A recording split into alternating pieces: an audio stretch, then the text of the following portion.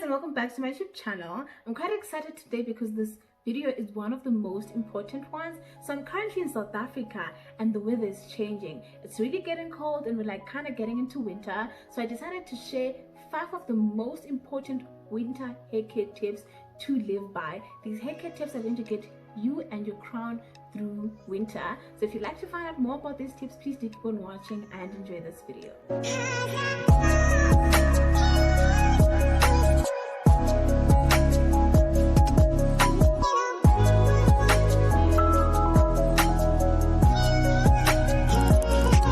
Get into these hair care tips, I want to highlight something that is important. Winter is a different season. It's just absolutely different when it comes to taking care of our hair compared to other seasons like summer, spring, autumn. The air is cold, the environment is different, so our hair care routine has to be on par because we have to retain as much moisture as possible on our hair. And when it's winter, you either keep your hair out or you put it in a protective hairstyle like I have. I'm going to take this hairstyle down, stay maybe about a week or 2 with my hair out, then put it back onto another protective hairstyle, which is probably going to get me through the rest of winter. So now let us get into today's 5 most important hair care tips. So the first important hair care tip is trimming your split ends. I know a lot of people don't really like cutting or trimming their split ends because they believe that, like, you know, they're chopping their hair down, they're losing more in length. However, trimming your split ends does more good for your hair than bad than when you leave your hair out. So what causes these split ends? So using styling tools excessively, using chemical on your hair, detangling your hair while it is dry, overly manipulating your hair, or sleeping on poor quality pillowcases can result in split ends, which you have to trim regularly as you see them, or maybe tell yourself that every 3 to 4 months or to 6 months, depending on what you prefer, you will be trimming your split ends. So I have one of the most weirdest way of explaining split ends and why you have to trim them, but at the end of the day, as long as you guys get this, that's what's important. So here I have a string of wool with me. So let's say that this is your hair strand and there you have your split ends. So as you see your split ends, you need to trim them, because if you don't trim your split ends, they're going to climb up the rest of your hair shaft, therefore splitting your hair further and damaging your hair further, and you cannot fix this. You have to trim, you have to cut. And the longer you stay without cutting your split ends, the more they climb up, the more hair you have to chop off eventually, compared to the less you would have to chop off when you see them. So then when you cut those split ends, you then have healthy hair because your split ends are gone. You've trimmed them. So it's really very important to do that. And the longer you stay without trimming your split ends, your hair is breaking, and your hair is going to be breaking faster than it's growing. Now you're losing length, you're not retaining length anymore. Now you start wondering, why is my length the same? You think your hair is not growing, when in actual fact your hair is growing. It's not just breaking faster than it's growing. So please do trim your split ends. So if you're going to be putting your hair in a protective hairstyle, trim your split ends before you do that. If you're going to be keeping your hair out, trim your split ends. That way your hair doesn't break during winter. So now we're moving on to our second winter hair care tip, which is deep conditioning our hair. And deep conditioning is more like treating our hair either with a protein treatment or a moisture treatment. And when you're doing a protein treatment, you're basically strengthening your hair and preventing breakage. But when you're doing a moisture treatment, you're either replenishing or restoring moisture onto your hair, or just adding moisture onto your hair in case your hair is just not as moisturized. If you choose to put your hair in a protective hairstyle, do a protein treatment first, follow through with the moisture treatment, then put it in that protective hairstyle.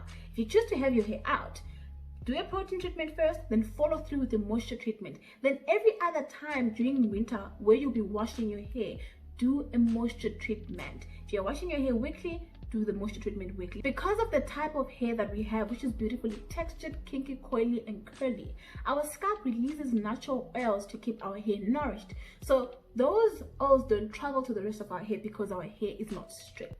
They have difficulty getting to the ends of our hair, and because it's winter and the air is cold, our hair needs as much moisture as possible. So every time you're washing your hair and you're replenishing moisture with the moisture treatment, or you're adding it, it's good for your hair because you're ensuring that your hair is moisturized all the time and it's not dry, because dry hair is prone to breakage. So please deep condition your hair. So the next hair care tip has to do with the moisturizing routines or methods or techniques. I don't know what method you use. It could be the LOC method, the LCO method, or whatever that you prefer. I usually prefer the LCO method. Sometimes I alternate it with the LOC method. So now you need to switch it up a bit. You're not changing your method, but you're switching up the products that you use in that method. So I'll give you guys an example of what I do. So I do the LCO method. The L has to be something that is liquid, something that can hydrate your hair. You can use a leave-in conditioner, and it has to be water-based. It's not moisturizing your hair or hydrating if there's no water in it, right? That's the L part. And then the C part is your creams. Creams are moisturizing because they are water-based. Then you follow through with your oil, which is your oil, whatever oil that you prefer on your hair. So what I do differently is that my L goes water first. I'll always spray water first on my hair before I even apply a leave-in conditioner. Even if the leave-in conditioner is liquid, which is water-based, I will always spray water because I feel like just plain clean water is one of the best hydrators ever. It actually is the only thing that can hydrate your hair. So after spraying water on my hair, I then follow through with the leave-in conditioner, either a cream leave-in conditioner or a liquid one that you spray on. So then we move on to the C part of our LCO method, which is a cream. And the creams are amazing because they are water-based, so they kind of do moisturize our hair. So now I switch it up. Instead of using a cream, I use shea butter. Shea butter is amazing, not just for your hair but for your skin too. It is a game changer. If you've never used it, please try incorporating it in your hair care routine. You will see the difference. I also use it on my skin because I do have dry skin. It's also winter. My skin is happy. It really is happy. So there's raw shea butter, and then there's whipped shea butter. Raw shea butter isn't processed. It's as raw as it can get. However, whipped shea butter is processed. It's whipped together with oil. So they take raw shea butter with different types of oils, then they whip it together. So that's what I substitute my cream for. And I don't have an oil, so it's just LC. There's no oil. Why? Whipped shea butter contains enough oils in it because it's formulated with oils to act as a sealant, which is also great because this means that I'm applying less products on my hair, keeping my hair moisturized but not causing product buildup. Because if you're going to be having your hair out in winter, you don't want to be washing your hair every week. So you don't want a lot of product buildup, but you're still keeping your hair as moisturized and as hydrated as possible. Please do switch up your moisturizing method, and I suggest that use thicker products. Still make sure that there's water in whatever product you use, hence I spray water, but do introduce shea butter. This has to do with Satin this, Satin that. Guys, I love Satin. I'm just going to tell you now, please invest in anything that is Satin Bonnets, Satin scarf, Satin pillowcase, Satin Doeks. Introduce Satin into your hair care routine. You could be having relaxed hair, you could be wearing wigs all the time, or whatever the case is. Introduce Satin into your hair care regimen. It's a game changer. It's a life changer. It's the holy grail of taking care of your hair. So what are the benefits of having a Satin, anything, bonnet or scarf compared to other materials? Satin helps to reduce frizz on your hair, and it helps to retain as much moisture as possible compared to other types of materials. So let's say you sleep on a cotton pillowcase. What happens is that there's so much friction when you're asleep that the cotton material is going to be stripping out moisture out of your hair, which Satin does not do.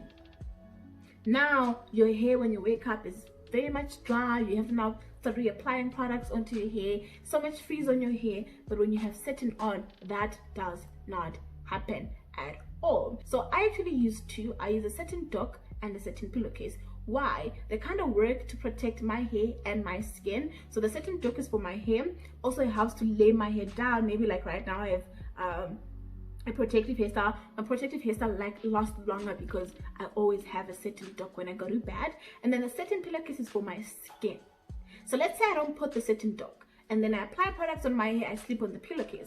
If somewhat of those products transfer onto the pillowcase, they can also transfer to my skin, to my face, causing acne or pimples and any of those things which none of us likes. So you're kind of protecting both your hair and skin. You can use a bonnet, but please make sure that that stretchy part of the bonnet does not lie on your hairline, because you do not want to be causing friction or anything on your hairline. Just put it on your face, but it can also cause lines on your face. That's why I always just opt for a Satin Doeks and a Satin pillowcase. So just get one, invest in one. Doesn't matter the hairstyle that you have on, it's just a game changer. So the last hair care tip, number 5, this one is one of the most important. I know that the other 4 are important, but this one is like at the top of the most important ones as a protective hairstyle. I currently have one on. This is a game changer. I don't know why I keep saying game changer, but you know what, if it's going to change your hair care routine and just your hair in general, then it's definitely a game changer. So a protective hairstyle is good because it's protecting you from whatever thing that you do on a regular onto your hair. So that's washing your hair on the regular, so you're preventing your hair from breakage or shedding. That's you detangling your hair, you styling your hair, using chemical on your hair, using heat, maybe you're straightening your hair, manipulation of your hair when you're styling your hair. So the protective hairstyle is protecting you from all of that. And also if you trim your ends and then you tuck them away in your protective hairstyle, you're also protecting them because the ends of your hair are the oldest part of your hair. So you definitely need to get a protective hairstyle, and not every hairstyle you get on is a protective hairstyle. I do have a post on Instagram, you can check it out, where I explained the differences between a protective hairstyle and a low manipulation hairstyle. But just to tell you guys this, right, I'll give you an example with my hair. If you look at my protective hairstyle, there's enough gaps in between the lines allowing my scalp to breathe. Less fiber was used on my hair because too much fiber can wear your hair down. And if I'm going to be spraying leave-in conditioner or anything on my hair right now and I have too much fiber, it can't penetrate through to my hair, you know. And also because I have these gaps, product can actually go through to my hair because there's just enough spacing in between my lines. Another thing, my hairline was left alone, it left untouched. Very important. You don't want tension. If the hairstyle has tension, please take it out. It's not protective. Don't even do it. It's not a protective hairstyle. You need to leave your hairline alone, because if there's tension, if it's touched, if it's pulled on, your hairline will start receding. So the best way to not get hairline problems is to prevent hairline problems. So do not touch your hairline when you're getting a protective hairstyle on. You can do braids, you can do wigs. Wigs are great. So now what's important is, what do you have under your wig? Your wigs, is it twist, is it straight back or freehand or whatever you may call it? It's absolutely fine, but just make sure that it's a good protective hairstyle and your hair is not under a lot of tension. If your hair is short and you decide to put braids, please don't make your braids too long, because so much fiber that you have, the hairpiece, is weighing your hair down because your hair is short. So that's also another way of saying there's so much tension on your hair. And then when you take your hair out, the braids could actually come with your hair because there was just too much tension on your hair.